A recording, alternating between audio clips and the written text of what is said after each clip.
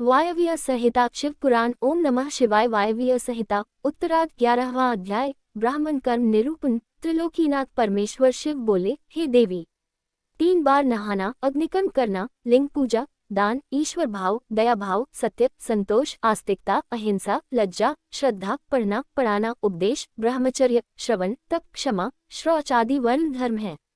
ब्राह्मणों के लिए क्षमा, शांति, संतोष, सत्य, असत्य, ब्रह्मचर्य, तत्वज्ञान, वैराग्य, भस्म सेवन, सर्वसंग में निवृत्ति आदि परम आवश्यक है। ब्रह्मचारियों को रात्रि में भोजन नहीं करना चाहिए। क्षत्रियों को दान नहीं लेना चाहिए। सभी वर्णों की रक्षा करना, शत्रुओं पर विजय, दुष्टजन वध, ऋतुकाल में स्त्री गमन, सेना रक्षण एवं मेरे भक्तों पर पूर्ण विश्वास करना आदि क्षत्रिय धर्म है। वैश्य धर्म गौरक्षा, व्यापार और खेती करना है। सभी वर्णों की सेवा करना शूद्र का धर्म है। गृहस्थियों को अपनी गृहस्थी का ध्यान रखना चाहिए। ब्रह्मचारियों को ब्रह्मचर्य, पत्नियों को पति आज्ञा का पालन करना चाहिए। विधवा स्त्रियों को भूमि शयन, धर्म, व्रत, दान, तप, शांति का पालन करना चाहिए व चतुर्दशी, पूर्णमासी व एकादशी का व्रत करना चाहिए। मेरी आराधना करने वाले प्राणीजन को ओम नमः शिवाय मंत्र का जाप करना चाहिए। वायव्य संहिता उत्तरार्ध 12वां अध्याय। पंचाक्षर मंत्र की महिमा। मुनि उपमन्यु बोले, हे श्री कृष्ण, वेदों एवं शास्त्रों में ओंकार और षडाक्षर मंत्र की महिमा का गुणगान किया गया है। यह मंत्र भक्तों की सभी मनोकामनाओं को पूरा करता है। वेदों का सार रूप होने के कारण इसके अर्थ में बहुत सी सिद्धियां विद्यमान हैं। यह मंत्र परम मुक्तिदाता है। ओम नमः शिवाय मंत्र का जाप मनोरंजक तथा परे से भी परे है। इस मंत्र की बड़ी महिमा है। अत्यंत सूक्ष्म होने पर भी यह तीनों गुणों से परे है। पंचाक्षर मंत्र सभी विद्याओं का बीज है। यह मंत्र सर्वज्ञ एवं समर्थ है। ओम में ब्रह्म स्थित है। नमः शिवाय में ईशान नामक सूक्ष्म ब्रह्मांड स्थित है। भगवान शिव तो सदा इस मंत्र में निवास करते हैं। यह मंत्र संसार से मुक्ति प्रदान करने वाला है। इस मंत्र पर अविश्वास करने वाला अधर्मी मनुष्य नरक का भागी होता है। इस पंचाक्षर मंत्र में 7 करोड़ मंत्र हैं तथा अनगिनत उपमंत्र हैं। पंचाक्षर मंत्र एवं षडाक्षर मंत्र में संपूर्ण शिव ज्ञान तथा सभी विद्याओं के तत्व हैं। जिसके हृदय में ओम नमः शिवाय नामक महामंत्र है, उसे अन्य किसी शास्त्र के अध्ययन की कोई आवश्यकता नहीं होती। वायव्य संहिता उत्तरार्ध 13वां अध्याय। कालिनाशक मंत्र। देवी पार्वती बोली, हे स्वामी, कलियुग में पाप रूपी अंधकार निरंतर बढ़ता जाता है। धर्म से विमुक्ता आ जाती है। धर्म के आचार विचार सभी परंपराएं एवं मर्यादाएं नष्ट हो जाती हैं। तब उसमें आपके भक्तों की क्या गति होगी और वे कैसे मुक्त हो पाएंगे। पार्वती जी के वचन सुनकर शिवजी बोले, हे देवी, कलियुग में पंचाक्षर मंत्र का भक्तिपूर्वक जाप करने वाले मनुष्यों को मुक्ति मिल जाती है। पापियों, निर्दयी एवं कुटिल जन भी श्रद्धा भावना से पंचाक्षर मंत्र का जाप करने से भवसागर से पार हो जाते हैं। पंचाक्षर मंत्र के जपने से शिवलोक की प्राप्ति होती है। यह सर्वोत्तम मंत्र है। महर्षि इसी मंत्र के प्रभाव से स्वधर्माचरण करते हैं। प्रलय आने पर सभी स्थावर जंगम जीव नष्ट हो जाते हैं। तब मैं ही एकमात्र जीवित रहता हूँ।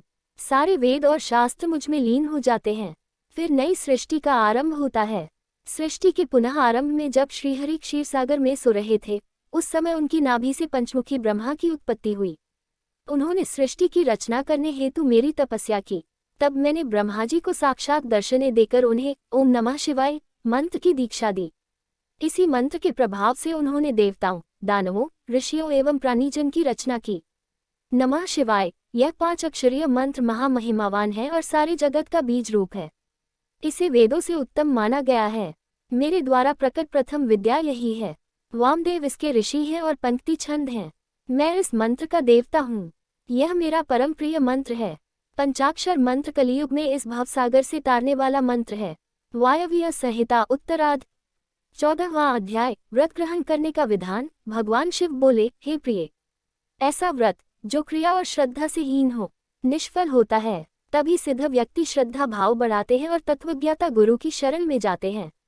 प्राणीजन शरीर, मन और वाणी द्वारा उनका पूजन करते हैं और यथायोग्य वस्तुओं का दान करते हैं। इसलिए जब प्राणीजन गुरु की शरण में जाते हैं तो गुरु उन्हें मंत्र की दीक्षा देते हैं और जब शिष्य का अहंकार का भाव समाप्त हो जाता है तब उसे घृत से स्नान करा, आभूषण से भूषित कर ब्राह्मणों का पूजन करे। फिर गौशाला या मंदिर में जाकर विधिपूर्वक ज्ञान का उपदेश दे गुरु द्वारा दीक्षित मंत्र का प्रतिदिन 108 बार जाप करना चाहिए। इससे परम गति प्राप्त होती है। वाचिक जप का फल 1 गुना, उपांशु जप का 100 गुना, मानस का 1000 गुना, सगर्भ का लक्ष गुना होता है। मंत्र के अंत में ओंकार होना चाहिए। ध्यान के साथ मंत्र का जाप करना चाहिए। सूर्य, अग्नि, गुरु, चंद्रमा, दीपक, जल, ब्राह्मण और गौ के पास ही जप करना चाहिए। वशीकरण हेतु पूर्व, घात करने हेतु दक्षिण, धन प्राप्ति हेतु पश्चिम, शांति हेतु उत्तर की ओर मुख करके जाप करना चाहिए। आचारहीन व्यक्तियों को लोकनिंदक माना जाता है। तप, उत्तम धन एवं श्रेष्ठ विद्या को आचार माना जाता है। निंदक मनुष्य को परलोक में भी सुख नहीं मिलता, इसलिए हमें सदाचार का पालन करना चाहिए। गुरु द्वारा दीक्षित मंत्र पतित चांडालों को भी सुधारने वाला तथा परम गति प्रदान करने वाला होता है।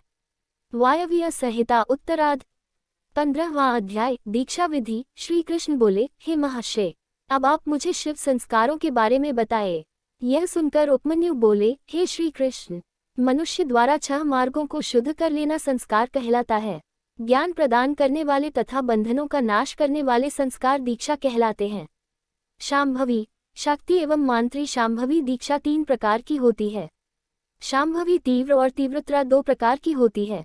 पाप नष्ट करने वाली तीव्र तथा आनंद प्रदान करने वाली तीव्रतरा शांभवी दीक्षा कहलाती है। योग मार्ग से शिष्य शरीर में प्रवेश कर गुरु द्वारा दी गई दीक्षा शाक्ति दीक्षा कहलाती है। कुंड कुंडल सहित की गई क्रिया दीक्षा मांत्री दीक्षा कहलाती है। शिष्य को अपने गुरु के गौरव को बढ़ाने हेतु नित उनका पूजन करना चाहिए। गुरु और भगवान शिव में कोई अंतर नहीं मानना चाहिए। हमें गुरु आज्ञा का अनुसरण करना चाहिए। गुणवान गुरु, जो सर्वेश्वर शिव के परम भक्त हैं, परम मुक्तिदायक है। गुरुदेव अपनी शरण में आए ब्राह्मण शिष्य की 1 वर्ष, क्षत्रिय की 2 वर्ष एवं वैश्यों की 3 वर्ष तक परीक्षा करें। जो शिष्य दुख एवं ताड़ना पाकर भी मौन रहे और दुख का अनुभव न करे, उन्हें शिव तत्पात्र एवं शिव संस्कार योग्य मानना चाहिए। परीक्षा लेने के पश्चात गुरु को सप्रेम दीक्षा देनी चाहिए। वायव्य संहिता उत्तरार्ध 16वां अध्याय शिव भक्त वर्णन। उपमन्यु बोले, हे श्री कृष्ण, समयावय संस्कार को ग्रहण करते समय सर्वप्रथम शुभ दिन और शुभ समय देखें। भूमि पर शिल्प से मनोहर मंडल की रचना करें जिसके मध्य में वेदी हो। ईशान कोण से 8 दिशाओं में कुंडल बनाएं। फिर चंदोवा, ध्वजा, पताका, मालाओं से उसे शोभित करें। वेदी के मध्य में सुंदर मंडप होना चाहिए। फिर सोने चांदी द्वारा ईश्वर का आवाहन करें। सोना चांदी न होने पर चावल, सिंदूर, पुष्पों से आवाहन करें। 2 हाथ लंबा श्वेत या लाल कमल बनाएं जिसमें 8 कर्णिका हों। वेदी पर धान, चावल, सरसों, तिल, पुष्प, कुशा बिछाकर कलश की स्थापना करें। कलश में जल भरकर सुगंधित पुष्प, अक्षत, कुशा, दूर्वा डालें तथा उस पर नया लाल वस्त्र लपेटें। स्वयं आसन ग्रहण करें। मंडल के मध्य में महेश्वर का पूजन करें। फिर भगवान शिव का आवाहन करते हुए कलश का पूजन करें। दक्षिण में शिवजी के अस्त्रों को पूजे तथा मंत्रोच्चारण करते हुए यज्ञ आरंभ करें। शिव अग्नि में प्रधान आचार्य होम करें तथा भगवान शिव से सांसारिक दुखों से मुक्ति दिलाने की प्रार्थना करें। फिर शिष्य शिवजी की 3 बार परिक्रमा करे और दंडवत प्रणाम करे। फिर शिव मंत्र का उच्चारण करते हुए शास्त्रानुसार गुरु शिष्य के शरीर में प्रविष्ट होकर मूल मंत्र के तर्पण में 10 आहुतियां दे। तत्पश्चात शिष्य पुनः स्नान कर शुद्ध वस्त्र धारण करे और पुनः कुश के आसन पर बैठे। गुरु शिव नाम जपते हुए शिष्य के शरीर पर भस्म लगाएं। फिर शिष्य के कान में शिव मंत्र का उपदेश दे मंत्र की शिक्षा लेकर शिष्य उस मंत्र का उच्चारण कर शिवजी को प्रणाम करे। तत्पश्चात गुरु शिष्य को अभिमंत्रित रुद्राक्ष व शिव मूर्ति भेंट करे और शिष्य उसे सम्मानपूर्वक ग्रहण करे। वायव्य संहिता उत्तरार्ध 17वां अध्याय शिव तत्व साधक। उपमन्यु बोले, हे कृष्ण जी, कला, तत्व, भवन, वर्ण, पद, मंत्र आदि 6 अध्याय हैं। निवृत्ति, प्रतिष्ठा, विद्या, शांति और अतीत 5 अध्याय हैं जो आवृत कहे जाते हैं। पृथ्वी को तत्वाध्वा कहा जाता है। त्रिलोकीनाथ भगवान शिव तो तत्व सहायक हैं, उनके तत्वों की गणना करना असंभव है। अभिमंत्रित रुद्राक्ष भेंट करने के बाद गुरु को शिष्य सहित मंडल में जाकर शिव पूजन करना चाहिए। 4 सेर चावलों की खीर बनाकर आधी खीर भगवान शिव को अर्पित कर देनी चाहिए। फिर नकार, मकार आदि 5 कलशों पर 5 वर्ण धारण कराएं। मध्य में ईशान, पूर्व में पुरुष, दक्षिण में अघोर, पश्चिम में सद्योजात, उत्तर में वामदेव को स्थापित करें। कलशों को प्रोक्षित कर हवन आरंभ करें। फिर आधी खीर को होम कर दे, बाकी को प्रसाद समझकर ग्रहण करे। तर्पण कृत्य कर्म कर पूर्णाहुति दें। ओम नमः शिवाय से प्रदीपन कर 3 आहुतियां दें। कन्या द्वारा काटे गए सूत को अभिमंत्रित कर शिष्य की शिखा में बांध दे और पूजन करे। भगवान शिव का ध्यान और पंचाक्षर मंत्र का जप करते हुए शिष्य रात्रि को सोए और रात्रि में जो स्वप्न दिखे उसे विस्तार पूर्वक अपने गुरु को बताए। वायव्य संहिता उत्तरार्ध 18वां अध्याय शद्वशोधन विधि। उपमन्यु बोले, हे श्री कृष्ण। तत्पश्चात आचार्य की आज्ञा से स्नान कर नित्य कर्म कर ध्यान लगाकर हाथ जोड़कर वहां से प्रस्थान करे। पुष्प अर्चन और शिव नाम का उच्चारण करते हुए मंडल में आकर ईशान देव का पूजन करे। अग्नि होम करे। फिर आहुतियां डालकर वागीश्वरी का पूजन कर वागीश को प्रणाम कर मंडल में देवता का पूजन करे। गुरुदेव शिष्य को मंत्रों द्वारा शुद्ध करें। फिर पूर्ण आहुति देकर ब्राह्मण का पूजन करे। 3 आहुतियां डालकर भगवान शिव का स्मरण करे। तत्पश्चात रुद्र वागीश्वरी तेजस्विनी शिव शक्ति का चिंतन करे। फिर गुरु कैंची का प्रोक्षण कर शिष्य की शिखा छेदन करे। फिर उसे गोबर में स्थापित कर अग्नि में होम कर दे। मंडल में विराजमान भगवान शिव और देवी पार्वती का ध्यान करते हुए उनसे प्रार्थना करते हुए कहे, हे देवाधिदेव, कृपा निधान, आपकी परम कृपा से ही शद्व का शोधन हुआ है और इसे अव्यय धाम की प्राप्ति हो। आप नाड़ी संधान के साथ पंचभूतों की शुद्धि करें। फिर 3 आहुतियां डालते हुए अनिमा का निरूपण करें। तत्पश्चात त्रिलोकीनाथ भगवान शिव और देवी जगदम्बा का पूजन कर अपने पुण्य कार्य को सफल करने की प्रार्थना करें। वायव्य संहिता उत्तरार्ध 19वां अध्याय साधन भेद निरूपण। उपमन्यु बोले, हे श्री कृष्ण। मंडप के मध्य में भगवान शिव का पूजन करके वहां कलश की स्थापना करें और फिर हवन करें। हवन करने हेतु शिष्य को सिर खोले हुए मंडप में बैठा दें। उसके पश्चात 100 आहुतियों का हवन करने के बाद सुगंधित पुष्प मिले जल से अभिषेक करें और शिष्य को देवाधिदेव भगवान शिव संबंधी विद्या प्रदान करें। तत्पश्चात शिष्य को साधन करने की रीति बताएं। साधन उपदेश को शिष्य ग्रहण करके गुरुदेव के सामने ही मंत्र का उच्चारण करे। साधन मूल मंत्र का पुरस्चरण होता है। इस प्रकार विधि विधान से भक्तिपूर्वक आराधना पूर्ण करने के पश्चात खीर का प्रसाद अर्पण करें और दंडवत प्रणाम करें। तत्पश्चात आसन पर बैठकर भगवान शिव का स्मरण करते हुए ध्यान लगाकर दीक्षित मंत्र का जाप करना आरंभ कर दें। इस मंत्र के 1 करोड़ अथवा सामर्थ्यानुसार जप करें। इस प्रकार इस मंत्र का उपदेश देने वाले गुरु और उपदेश पाने वाले शिष्य के लिए इस लोक और परलोक में कुछ भी ऐसा नहीं है जिसे प्राप्त न किया जा सके। वायव्य संहिता उत्तरार्ध 20वां अध्याय अभिषेक। उपमन्यु बोले, हे कृष्ण जी, जब शिष्य दीक्षित मंत्र को साध ले तब उसे पाशुपति व्रत धारण कराएं। फिर उसे अभिषेक करने के लिए आसन पर बैठा दें।